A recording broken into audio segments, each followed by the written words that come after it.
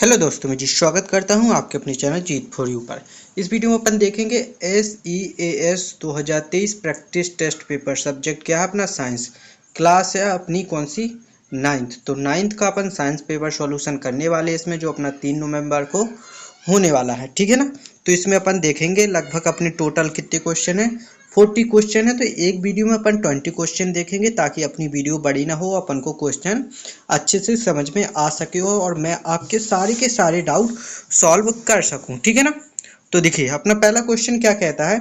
निम्नलिखित दो तालिकाएं जानवरों के वर्गीकरण को दो श्रेणियों में दर्शाती हैं। देखिए पहली तालिका है, दूसरी तालिका है, यानी कि श्रेणी 1 और श्रेणी 2। श्रेणी 1 में दिया गया हिरण, हाथी, गाय। श्रेणी 2 में क्या दिया गया? मगरमच्छ, मकड़ी और शेर।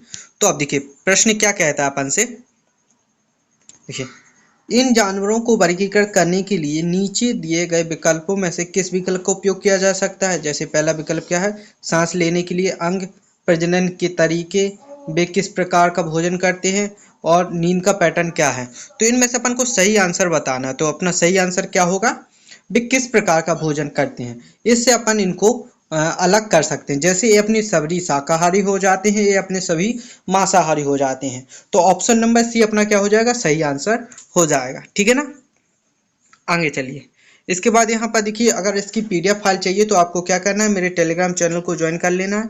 टेलीग्राम चैनल का नाम है G4U। लिंक भी आपको डिस्क्रिप्शन में मिल जाएगी। अगर लिंक ओपन नहीं होती है तो आप डायरेक्ट ज्वाइन कर सकते हैं सर्च करके, ठीक है ना। अब देखिए अगला क्वेश्चन क्या दिया गया। यहाँ 4 अलग अलग पादपों के भाग दिखाए गए हैं। अपन को 4 अलग अलग पादप दिखाए गए हैं। देखिए ए वाला जो का है और गा वाला, ये दोनों देखिए एक से लग रहे हैं। इसके बाद खा वाला और घा वाला, ये दोनों देखिए देखने में एक से लग रहे हैं, ठीक है ना। तो अब क्वेश्चन क्या है अपना, पादप का और पादप गा को एक समूह में रखा गया, ठीक है ना। का और गा को एक समूह में रखा गया है और खा और पादप घा को इसको और इसको एक समूह में रखा गया है। नीचे दी गई किन विशेषताओं के आधार पर इन्हें दो समूह को वर्ग कर किया जा सकता है। तो ऑप्शन नंबर बी, पत्ती की बनावट के आधार पर अपन इनको वर्गीकृत कर सकते हैं, ठीक है ना। ओके, यहाँ पर देखिए अगला। तो यहाँ कुछ बर्तन दिखाई दिए गए हैं। ये देखिए स्टील के बर्तन दिए गए हैं। तो ये तीनों स्टील के बने हुए हैं। अब क्या करना है अपन को, अपना क्वेश्चन क्या कहता है। एल्यूमिनियम सामान्य तापमान पर ठोस स्वरूप में रहता है, जिसका गलनांक 660 सेल्सियस है और क्वथनांक 2529 सेल्सियस है। अगर इन तीनों बर्तनों को एक साथ गर्म करने पर रख दिया जाए तो तापमान धीरे धीरे बढ़ रहा है। तो कौन सा बर्तन सबसे पहले पिघलेगा? तो देखिए तीनों एल्यूमिनियम के हैं और तीनों एक साथ पिघलेंगे, अलग अलग कोई नहीं पिघलेगा। तो डी नंबर का अपना सही आंसर हो जाएगा। तीनों बर्तन चम्मच, कांटा और चाकू एक साथ 660 केल्विन सेल्सियस पर पिघलेंगे, सॉरी सेल्सियस पर पिघलेंगे, ठीक है ना। आगे चलिए। अगला क्वेश्चन क्या अपना, मीरा की माँ तेल का दीपक जला रही थी, ठीक है ना। चूंकि थोड़ी हवा चल रही थी, इसलिए मीरा ने दीपक को एक पारदर्शी ढक्कन से ढक दिया। मीरा यह देखकर आश्चर्यचकित रह गई कि दीपक बुझ गया। दीपक बुझने का क्या कारण था? तो देखिए कोई भी चीज जब जलती है तो उसे ऑक्सीजन यानी कि O2 की जरूरत होती है। तो उसने पारदर्शी से ढक्कन से ढक तो दिया, दीपक तो दिख रहा है लेकिन बुझ गया, क्योंकि जब तक जलेगा वो जब तक इस ढक्कन के अंदर ऑक्सीजन रहेगी। ऑक्सीजन खत्म हो जाएगी तो दीपक बुझ जाएगा। तो अपना आंसर क्या हो जाएगा? ऑक्सीजन की कमी के कारण बुझ गया, ठीक है ना। तो ए वाला ऑप्शन अपना सही आंसर हो जाएगा, ठीक है। आगे चलिए। अगला क्वेश्चन क्या है। नबाग ने स्कूल में पढ़ा था कि अच्छी जलधारा क्षमता वाली मृदा पादपों की वृद्धि में सहायक होती है, ठीक है ना। यह पता लगाइए कि किस प्रकार की मृदा पादपों की वृद्धि के लिए उपयुक्त है। उनमें एक परीक्षण किया। उसने एक गिलास में बालू, दूसरे में मृतिका, चिकनी मिट्टी और तीसरे में हुमस युक्त मृदा ली और वह प्रत्येक गिलास में थोड़ा पानी डाल देता है। कौन सी मृदा पादपों की मृदा में वृद्धि सबसे अच्छी है? तो ये अपन को बताना है। कौन सी मृदा? देखिए बालू, मृतिका, हुमरस युक्त मृदा, बालू एवं मृतिका। तो देखिए इसका आंसर अपना क्या हो जाएगा? मृतिका, ठीक है ना। मृतिका वाली अपनी मृदा अच्छी हो जाएगी, ठीक है। आगे चलिए। एक वायरस औषधि का बनता है। एंटीबैक्टीरिया औषधि के बनने की अपेक्षा कठिन होता है। क्यों? क्यों कठिन होता है? इसलिए देखिए वायरस की अपनी जैव रासायनिक प्रणाली बहुत कम या सूक्ष्म होती है तथा ये तेज से म्यूटेंट होते हैं, इसलिए होता है। ठीक है ना। आगे चलिए, अगला क्वेश्चन क्या है अपना, श्वसन एक ऊष्मक्षेपी प्रक्रिया है। कौन सा विकल्प हमारे शरीर में श्वसन की प्रक्रिया के दौरान ऊर्जा और तापमान में परिवर्तन को दर्शाता है? कौन सा विकल्प दर्शाता है? ऊर्जा निकलती है और तापमान बढ़ता है। बी वाला अपना सही आंसर हो जाएगा। ठीक है ना। किसी आग पर भारी कंबल डालकर उसे बुझाया जा सकता है, कैसे होता है? अभी मैंने दीपक वाला उदाहरण दिया था कि अगर दीपक जल रहा है, उसे अपन ने किसी बर्तन से ढक दिया तो दिया बुझ जाएगा। ठीक है ना। तो ऐसी आग को मतलब ऑक्सीजन पहुंचने से रोका जा सकता है, इसलिए आग बुझ जाएगी। तो अपन क्या से लगा देंगे, ऑक्सीजन को आग तक पहुंचने से रोकना। ठीक है ना। आगे चलिए, 300 केल्विन तापमान का डिग्री सेल्सियस में क्या मान होगा? तो इसको समझने पहले मैं आंसर बताने से पहले आपको कुछ समझाना चाहता हूँ। 0 सेल्सियस इक्वल टू होता है 273 केल्विन। ठीक है ना। कितना होता है? केल्विन। तो अपन को सेल्सियस निकालने के लिए यहाँ पर जितना भी दिया होता है उसमें से अपन 273 माइनस कर देते हैं। तो 300 में से अगर अपन 273 माइनस करेंगे तो कितना आ जाएगा अपने पास? 27। तो आंसर क्या हो जाएगा? 27 सेल्सियस। ठीक है ना। अगर आपको यहाँ पर 400 भी दिया होता उसमें बताना होता है, या 500 दिया होता उसमें बताना होता कि सेल्सियस बताइए कितना होगा, तो हमेशा अपन उससे कितना माइनस करते हैं? 273। ठीक है ना। कितना माइनस करेंगे? 273। ये अपन को याद रखना है। ओके। आगे चलिए, नीचे दिए गए चार्ट को ध्यानपूर्वक पढ़िए। तो अपन को एक चार्ट दिया गया है, इसको अपन ध्यानपूर्वक पढ़ेंगे। ठीक है ना। इसको देख लीजिए। अब क्या है, इस चार्ट के आधार पर आपके अनुसार अधिक मात्रा में क्लोरोफ्लोरोकार्बन यानी कि CFCs के उत्पन्न होने में क्या प्रभाव पड़ता है? क्या प्रभाव पड़ता है? देखिए, इसका आंसर क्या हो जाएगा? धरती के चारों ओर क्लोरीन का परत क्षतिग्रस्त होना। सी वाला, सॉरी, बी वाला अपना सही आंसर हो जाएगा। धरती के चारों ओर ओजोन का क्षतिग्रस्त होना। ओजोन क्षतिग्रस्त होगी तो CFC अपने पास ज़्यादा होगी। ठीक है ना। ये अपन के पास हानिकारक प्रभाव डालेगी।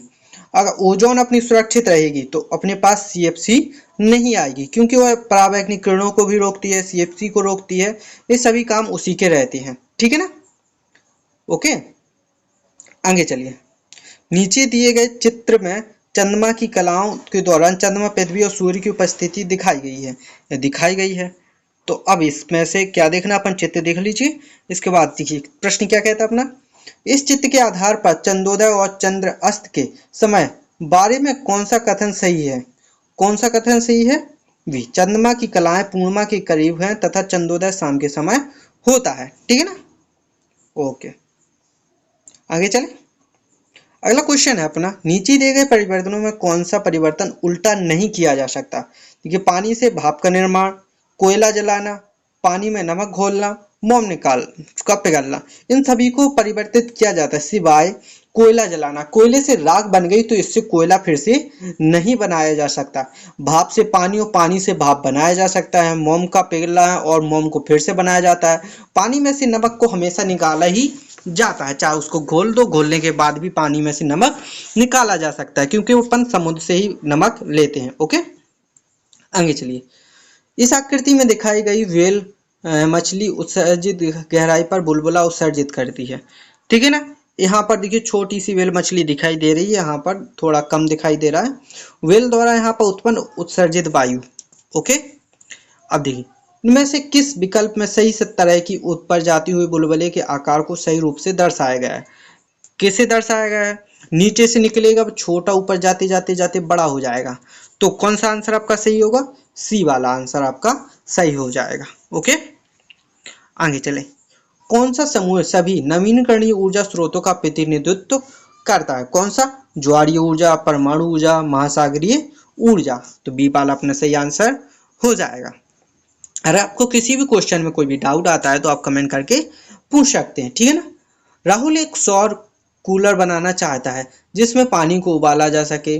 वह विभिन्न प्रकार के सौर कुकर के बारे में पढ़ता है और फिर 3 नए प्रकार के कुकर का चलित मॉडल बनाता है। एक से ज़्यादा चालू मॉडल बनाने का क्या फ़ायदा? तो देखिए, क्या फ़ायदा है एक से ज़्यादा चालू मॉडल बनाने का? तो देखिए आंसर क्या है अपना बी। तीनों मॉडल को एक साथ चलाकर यह देखा जा सकता है कि कौन सा मॉडल सबसे अच्छा चलता है, ये फायदा है, ठीक है ना। तो उससे अपन अच्छे को चुन सकते हैं। यहाँ पर दो चित्र दिए गए हैं अपन को, दो समान कागजों को मोड़कर एक उल्लू और एक बेल मछली का मॉडल बनाया गया, जैसे नीचे दिखाया गया है। ये उल्लू दिया गया है, ये बेल मछली का मॉडल दिया गया है, और अपन को एक नोट दिया गया है।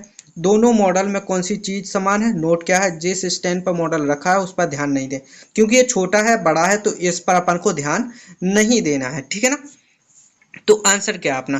केवल वजन और पदार्थ, ये अपना बी वाला सही आंसर हो जाएगा, ठीक है ना।